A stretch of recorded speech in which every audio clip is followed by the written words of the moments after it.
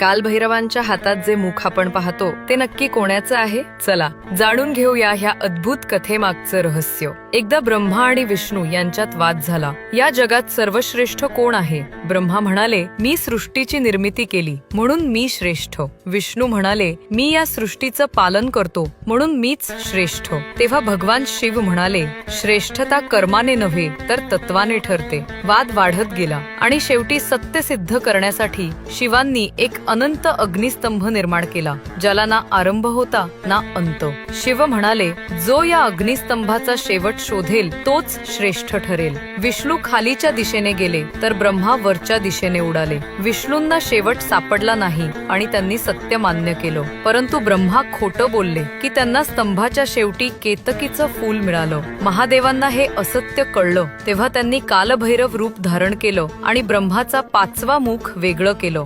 त्यामुळे भैरवांवर ब्रह्महत्येचा दोष लागला आणि ते मुख त्यांच्या हाताला चिकटून राहिलं। ते जिथे जिथे गेले तिथे तिथे त्या मुखातून रक्त वाहत राहिलं। भैरवांनी अनेक तीर्थक्षेत्री भ्रमण केलं पण दोष नष्ट झाला नाही। शेवटी जेव्हा ते काशी नगरीत पोहोचले तेव्हा तो दोष नाहीसा झाला आणि ते मुख त्यांच्या हातातून वेगळं झालं। त्या ठिकाणाला आजही कपाळमोचन तीर्थ म्हणतात आणि तिथेच विराजमान आहेत भगवान कालभैरव, जे आजही आपल्या भक्तांचं रक्षण करतात।